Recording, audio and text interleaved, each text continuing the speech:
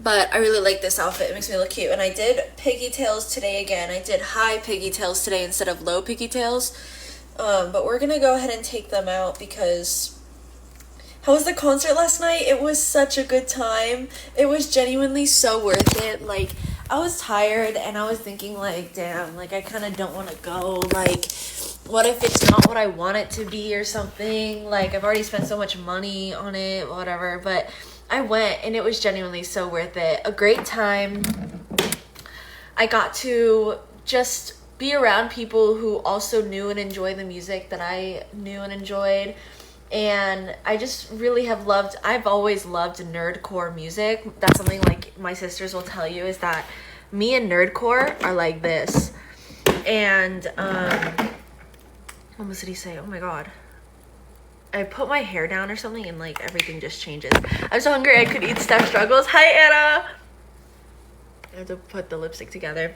The concert was so good.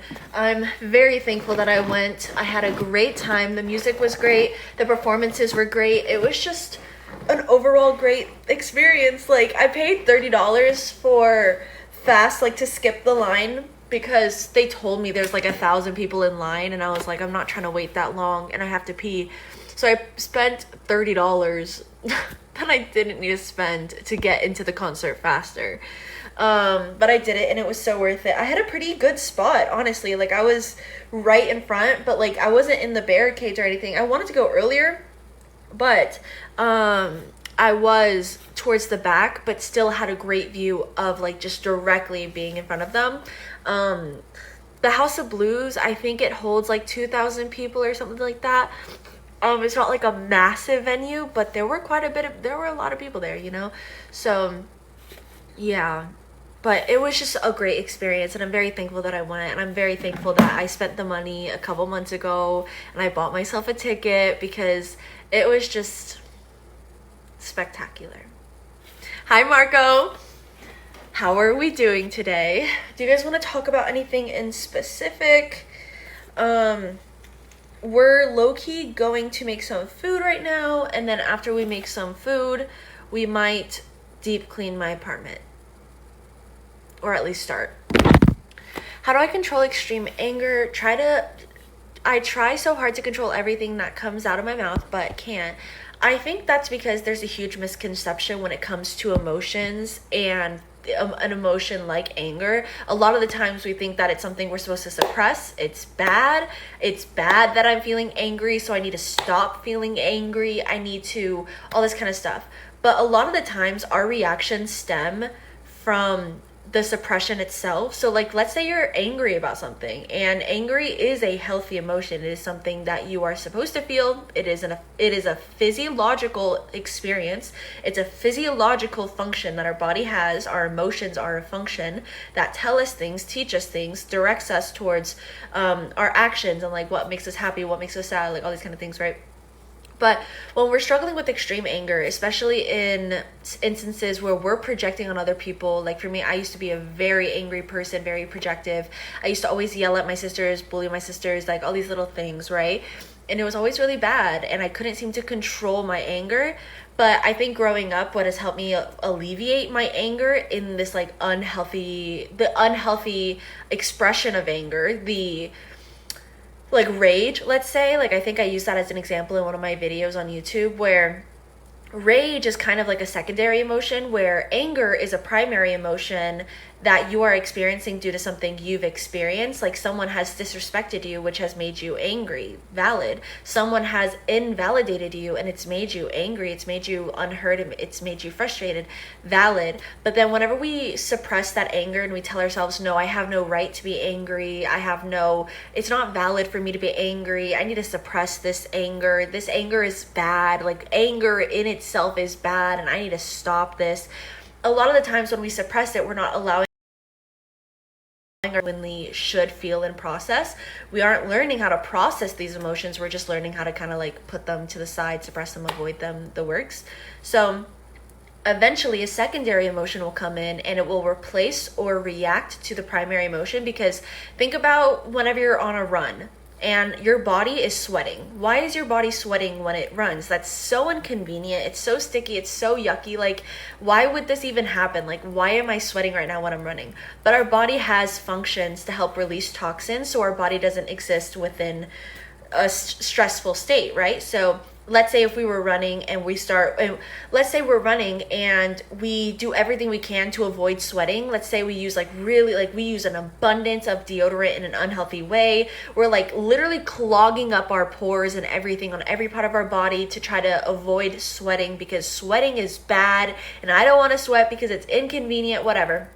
Eventually, after you run a couple times, your body is actually going to start stressing out. Like, you're not releasing the toxins that are trying to escape your body because they're not meant to be there. Like, the feelings that you're feeling with anger, let's say, you're now experiencing this is a reaction. This is your body communicating to you. Your emotions are your body's way of communicating to you how a certain thing makes you feel, like a certain action, a certain behavior. So if someone's treating you a certain way and that's what's making you angry, then you have to acknowledge the person's actions and try to see how you can either separate yourself from that person and the relationship, whatever, before it becomes unhealthy, because this is supposed to be communicating something to you. And if you're ignoring what your body is communicating to you, then your body it does not care. Just like sweating with running, your body is going to get those toxins out. It doesn't belong there. So you can try your entire life to avoid sweating, but eventually one day you're either going to literally die because your pores are so clogged that the toxins stayed in your body and you poisoned yourself, and now all of the toxins have gotten rid of all of the healthy cells and everything you have. So now your body is just toxic and poison and unhealthy because you didn't let your body get rid of what it needed to get rid of. But to kind of revert back to fully what you were talking about, I feel like when it comes to controlling anger, it's more about processing the anger and understanding what is making you angry. It's not just about the anger itself. The anger itself is supposed to be directing you to something else. Like, what made you angry? Why are you angry? How are you angry? Like, literally that whole like who, what, when, where, why. We have to be curious with ourselves, and we have to learn about ourselves, and we have to understand ourselves. Because if not, we're going to fundamentally try to like suppress, change, and validate, and that's only going to make things worse, you know? So for me, when I was struggling with the rage the most, like, I was always so angry, so rageful, so projective, just so mean and everything like that when I was younger. It was because I was fundamentally invalidated, and I was almost being told I wasn't allowed to be angry. I wasn't allowed to feel the way I was feeling, even though it was fully valid, right? I was being abused at home, and I was projecting to people what was being projected onto me. But the more I invalidated myself and the more I shamed your anger, that's something we should hold ourselves accountable for, and obviously not perpetuate or enable in the best cases. But just in general, being able to validate your experience, validate your perspective while acknowledging other perspectives and learning how you can do better, but fundamentally validating your emotional experience, because what you're experiencing is supposed to be communicating something to you. It is supposed to be telling you something, and if you're just ignoring it, then yeah, I don't know, I went into that too long, sorry. Everyone is annoying today though. I'm dead as fuck. Let's see, I feel like I have missed so many comments. Okay. Hi Holly! It never ends. See, how was yesterday? It was so much fun. I had a great time, and I genuinely enjoyed just being there at the concert. The performers did a great job. I think they had a lot of witty commentary between the songs. I really enjoyed what's it called? Just the crowd interactions. They were interacting with the crowds really well. But it was my first solo concert. I've been to, what I know of, 2 other concerts when I was much younger, but yeah, it was a really great time, and I'm very thankful that I went. How do you keep yourself from having intrusive thoughts? I think this is another thing where we're trying to suppress something, ignore something, and validate something because we're labeling something as bad when something is happening. Like, it is something that simply exists, and we're trying to label this existence as good or bad because obviously it might be like, if you like, for me, I define bad as below standard or above standard. Like, good is above standard or above, and then bad is below standard, essentially. Intrusive thoughts, they're not good. Like, they don't feel good. They don't, in terms of feeling, they don't feel good. They don't feel productive. They don't feel nice at all. So it makes us feel bad. But the intrusive thoughts in of themselves, we have to be able to look at them and be like, whenever I have these thoughts, the fact that I'm disgusted by this thought tells me two things. One, I'm not asking to think this, therefore I'm not a bad person for thinking this, because this is something that is intrusively popping into my head. You know, so like, I don't shame myself for my intrusive thoughts anymore, because at the end of the day, I know that this isn't coming from a place of desire. This is coming from a place of like trauma or something that is still inside of me that I have to continuously. Favorite. Steph, I left my house. Are you proud of me? I am proud of you. I am very proud. Okay. Hi, Ren. Thank you for liking the live. Okay, we're gonna... Do we want like a full bowl, or are we really hungry? Or do we just want a snack? Well, I am kind of hungry. We'll just eat the rest of the leftovers and hope for the best. So, rent with money. Bam, bam.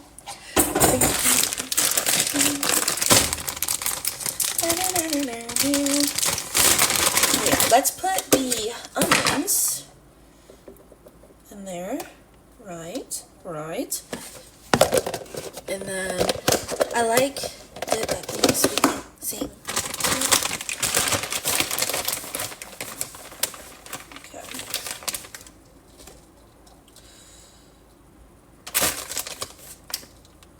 Okay.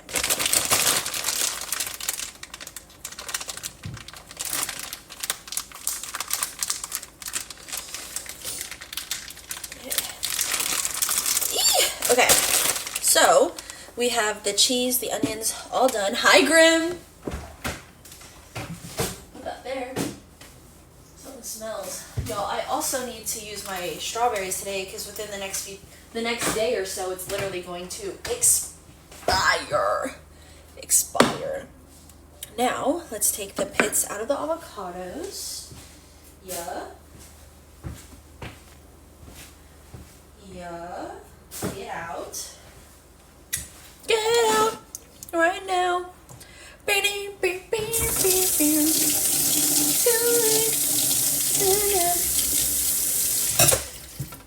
Okay.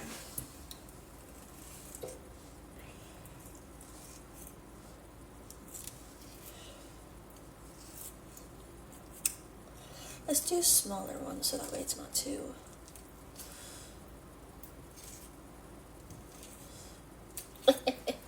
Okay. Yeah, it's just not as good as the other packets I've used, other seasonings. I'm happy that the avocados aren't actually horrible, because it would have been so sad.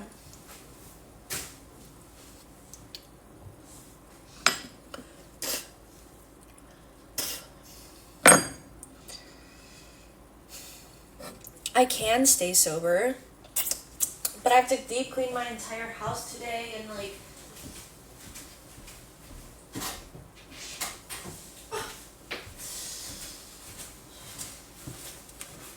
And talk to her? I'm so proud of you. Getting ready to get blazed. I'm so jealous. I'm so jealous.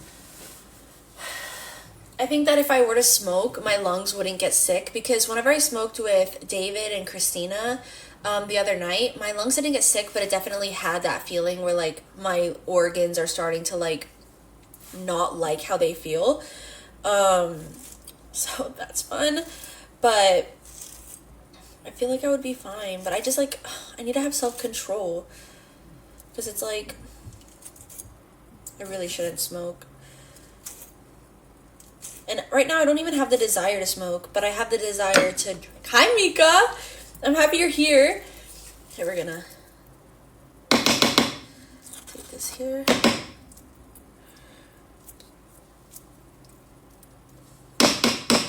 Okay, now... what?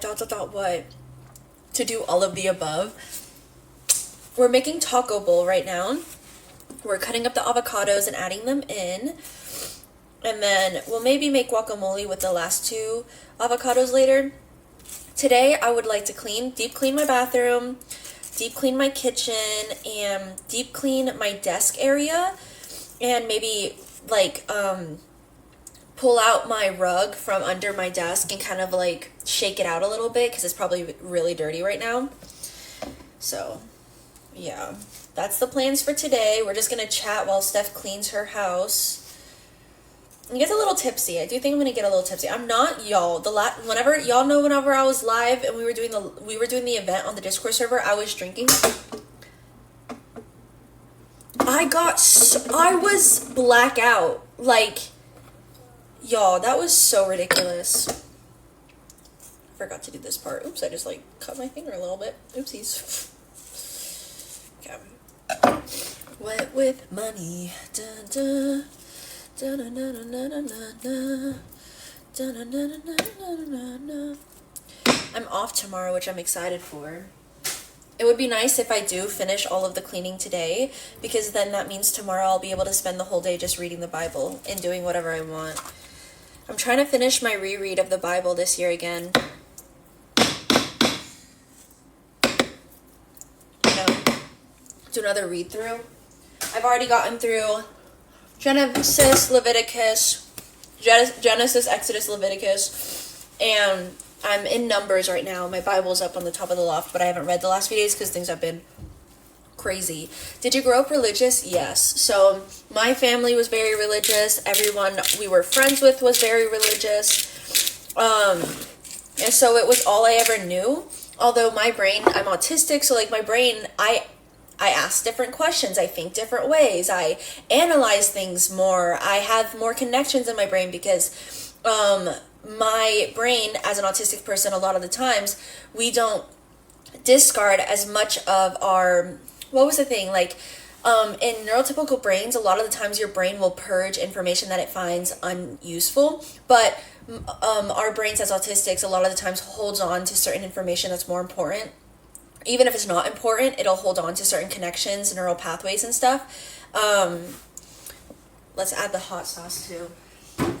But yeah, I did. I went to church camp, VBS, like everything. You name it, I did it. And I never really liked it.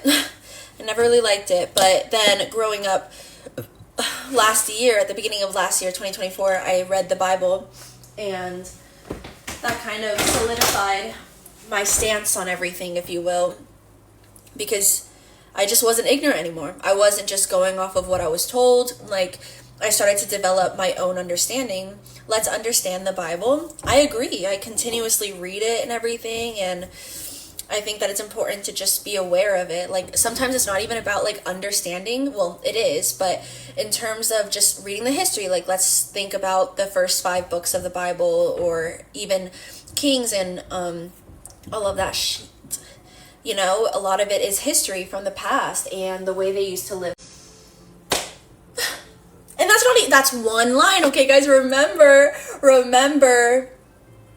this is just one part. This is just one part. There are so many others. So yeah.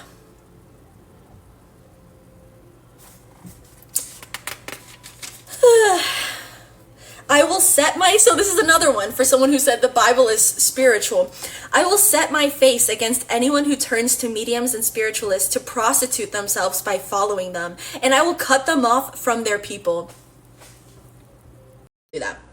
Just like you shouldn't kill children when God tells you to do it. It's like in the Bible, God will be like, it's evil in my eyes if you spare these children. Like in 2 Samuel, whenever he literally says, do not have mercy on these people, kill the infants and children. It is evil in my eyes if you disappoint.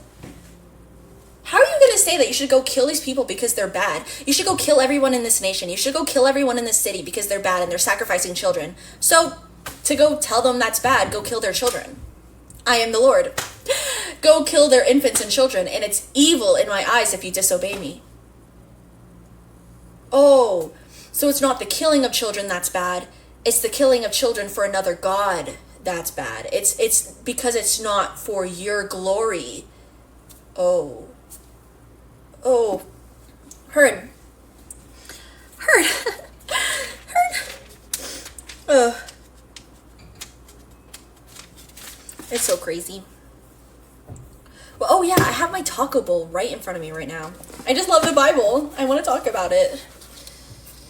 If God is like that, then Satanists are goated. Well, the whole thing, I'm honestly not very educated about Satanists, but I think that Satanists are literally all about freedom. But people think that's bad because you're supposed to be a slave to the Lord. If you're not a slave, a servant to the Lord, and you're living for the Lord, if you're not living for the Lord, then you're sinning, you're corrupted, like, you're not supposed to have freedom.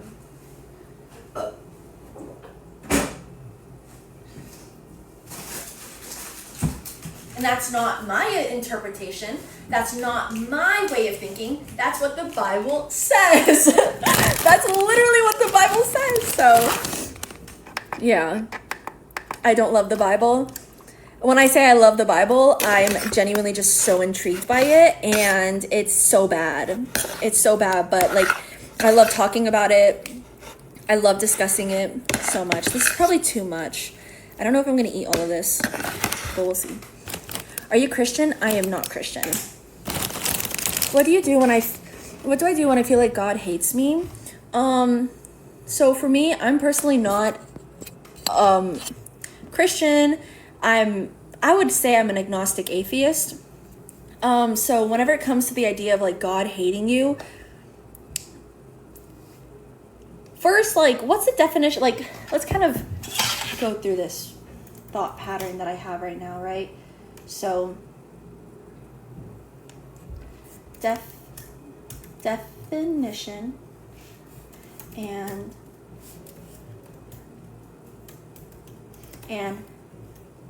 explanations of hate. Explanations. Feel intense or passionate dislike for someone. God hates his people. God does hate his people. He many times gives them plagues, famines, all this stuff, simply because they're just annoying him. Like one time they were literally asking him for food, and he gave them food, but he poisoned it.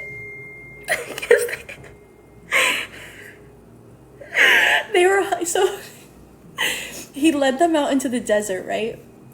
The Lord God, Moses, Moses is not the Lord God, but the Lord God tells Moses, and Moses leads the people out into the desert, saves them from Egypt. How amazing.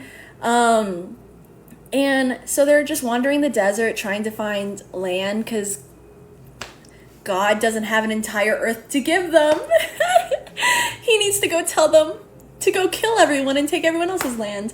But they're wandering the desert at this point in the book, right? I think it's in Exodus, I'd say. I think. Yeah. And so they're wandering the desert mindlessly and trying to find land. And like, they're really hungry, right? All they've been living off of is manna, which manna is the stuff that falls from the sky, and they're able to make some kind of bread out of it. Oh my God, yay. And they're like, please, we're so hungry. There's so many of us. We're so hungry. And God is like, I'm so angry. I'm going to wipe them out. And then Moses is like, no, please have mercy. Like, my God, who is slow to anger, is so understanding and forgiving. Please don't kill everyone for their disobedience and wickedness. And so then God is like, okay, fine. I am now going to give you guys so many I'm going to give you guys so much meat to eat. I'm going to give you guys so much meat, bro. It's going to be so good. You're going to have so much food. You don't even know what to do with it. And then he poisons the food and they die from eating it. Don't take my word for it. Let's go into the Bible. Let's go into the Bible. It's so bad, actually. It's so bad. He's such a bad leader. He's such a bad leader. Did you ever read the story of Job? Yes, I've read every single story in the Bible. I've read the entire Bible. Yeah, Job is a really fucked up story, and people glorify it.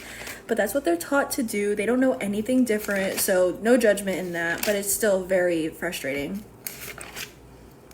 Okay. Oh, I'm in Genesis. What am I doing? I'm not even like looking at what I'm reading right now. It's probably going to be more towards... Oh, maybe it was in Leviticus. Just kidding. In Exodus, the whole Pharaoh story happened, but what I'm trying to find right now is the story of them being in the desert wanting food and stuff. Here, let's go by my little sticky notes, because I'm pretty sure it was a pink one that I used. Ah! Then he said to them, "This is what the Lord, the God of Israel, says. Each man strapped with a sword to his side. Go back and forth through the camp from one end to the other, killing each his brother and his friend and his neighbor." The Levites did as Moses commanded, and that day about 3,000 of the people died. God bless. Oh, I found it. Oh, wait. No, just kidding. This is the calf story. Uno momento, guys. This is a very big book. Who's your favorite Bible character so far? Again, I've read the whole thing. David was my favorite character. I will say Hey! I'm so happy to hear that, Sarah. I'm going to. What's it called? David was my favorite. And then whenever he literally got Uriah killed so he could steal his wife. David, I liked your character. You seemed wise, and you were following the Lord, and you were following his commands. You weren't even praising idols that were bad and all this stuff. And then you literally, I love the story where the guy is like, oh, this guy has a little lamb, and then someone else killed his little lamb, and David was like, oh my God, that person shouldn't have killed their lamb because they had so many other flocks. And the guy was like, you're the lamb, you're the man. He was talking about this man that was killing a lamb, and he was like, you're the man, because David literally killed this guy named Uriah. He sent him to war and had him killed so he could steal his wife. What? So you can, if you guys watch my Reading the Bible series, I actually, as I'm reading through it, you'll see my reaction. I'm like, David, I was a stan, but I'm not a stan anymore. Where's the part where they ask for food? Sorry, guys. I'm trying to find this part.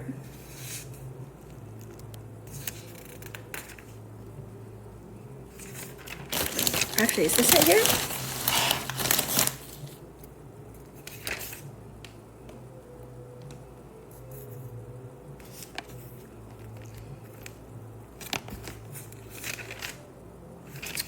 I thought I found it.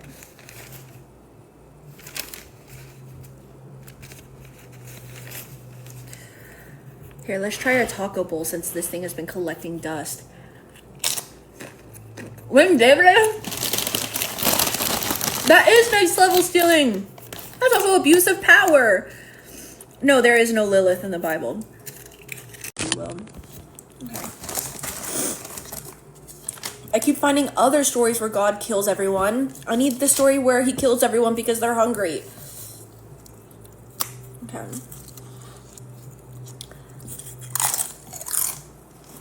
Oh no.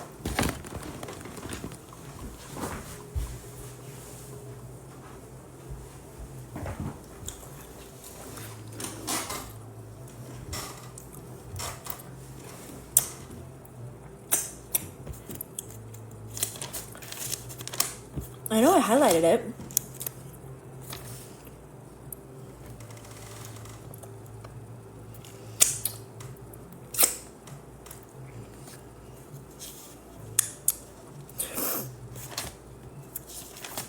Okay, we're gonna resort to our services.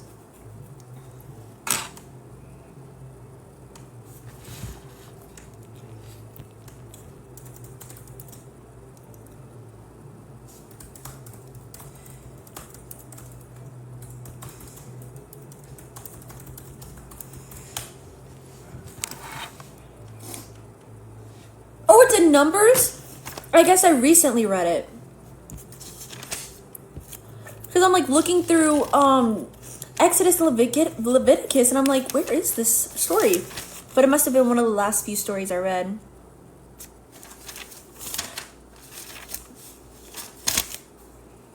Okay, this is the part I'm at right now, so it's before this.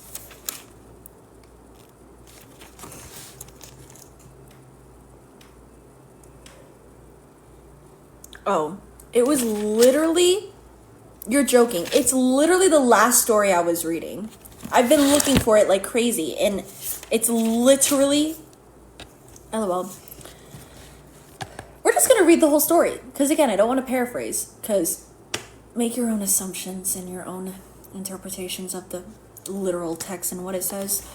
So Numbers chapter 11. Oh, just kidding. So, yes, actually. Oh, just kidding. No. We're going to start from the beginning. So Numbers chapter 11, line 1. And we're going to read the whole entire chapter. Now the people complained about their hardships in the hearing of the Lord.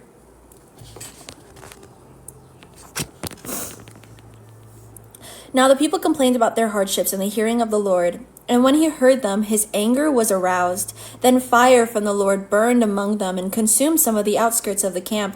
When the people cried out to Moses, he prayed to the Lord, and the fire died down. So that place was called Tabitha, because fire from the Lord had burned among them. Quail from the Lord.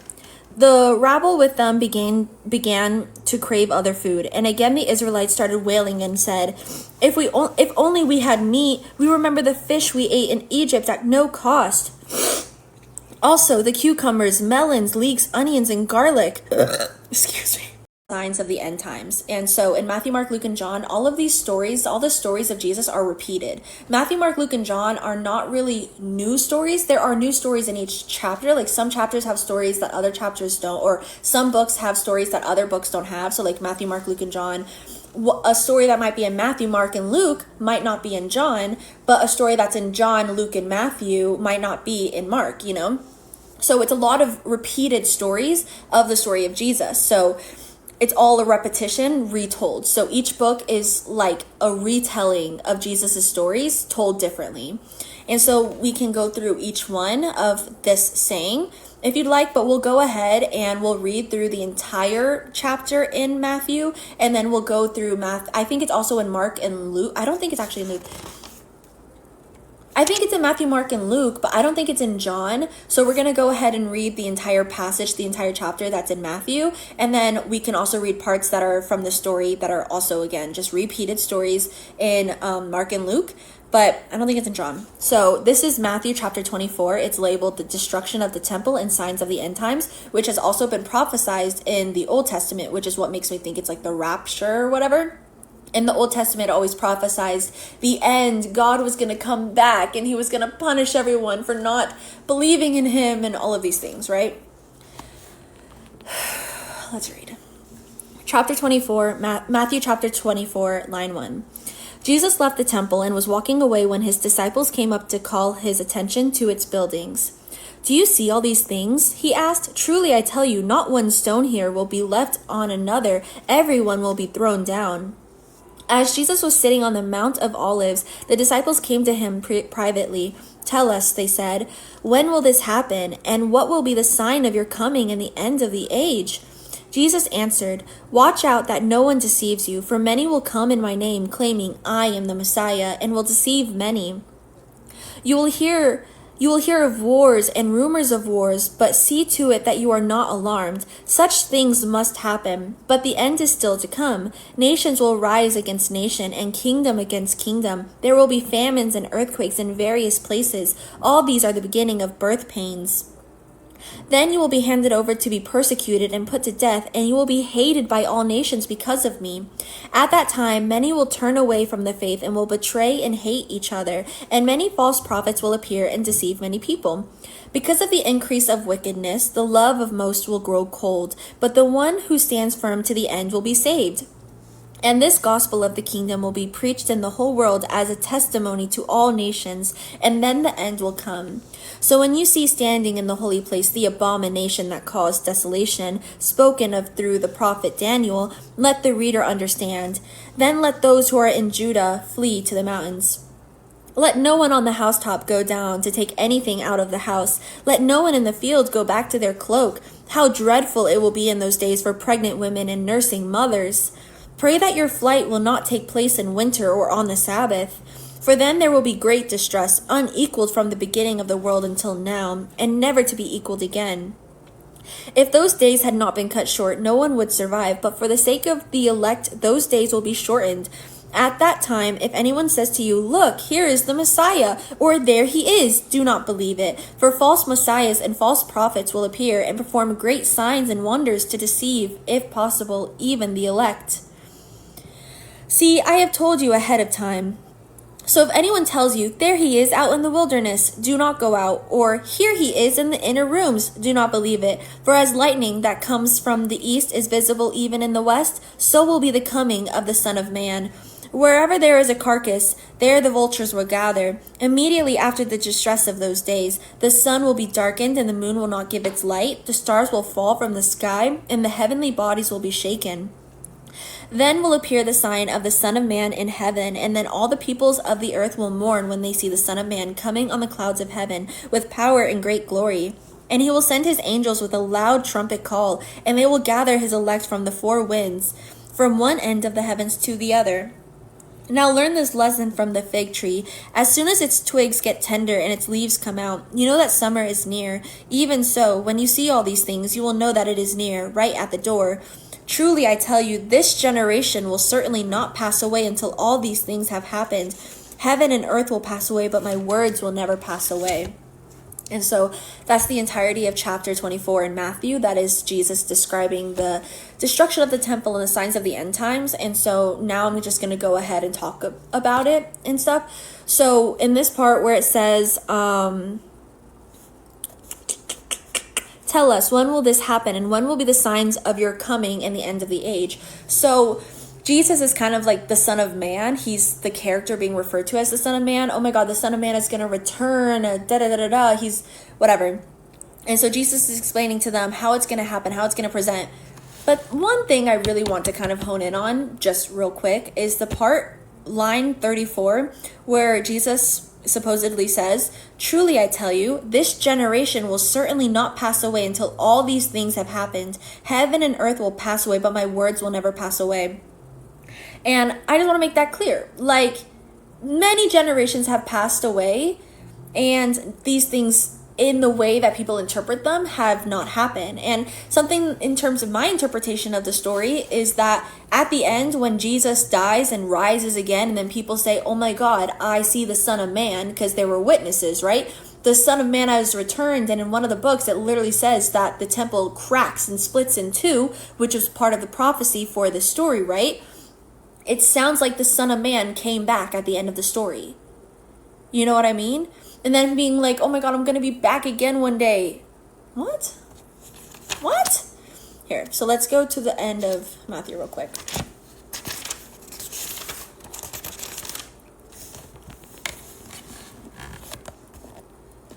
Surely he was the Son of God. So people were like exclaiming, surely he was the Son of God.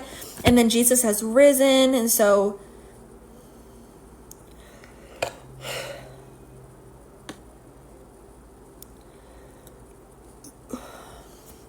I'm trying to burp. Okay, so it's not in this story, it's in Mark. So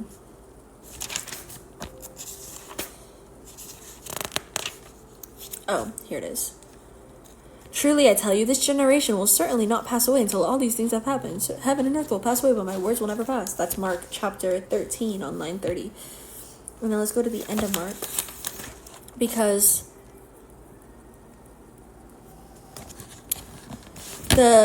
so with a loud cry, Jesus breathed his last breath. The curtain of the temple was torn in two from top to bottom, and when the centurion who stood there in front of Jesus saw how he died, he said, "Surely this man was the Son of God," which Jesus literally says people will like say the Son of God and all that.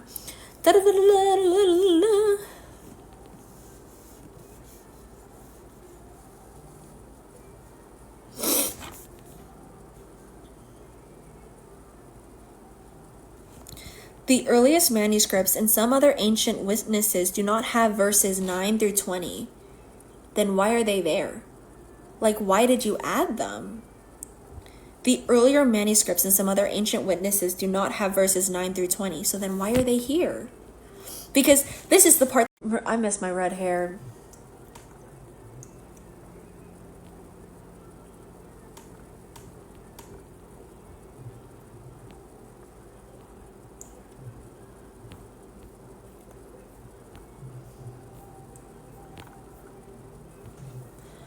I'm so hungry. TikTok was up. I don't see your message here in the Discord, the live chat.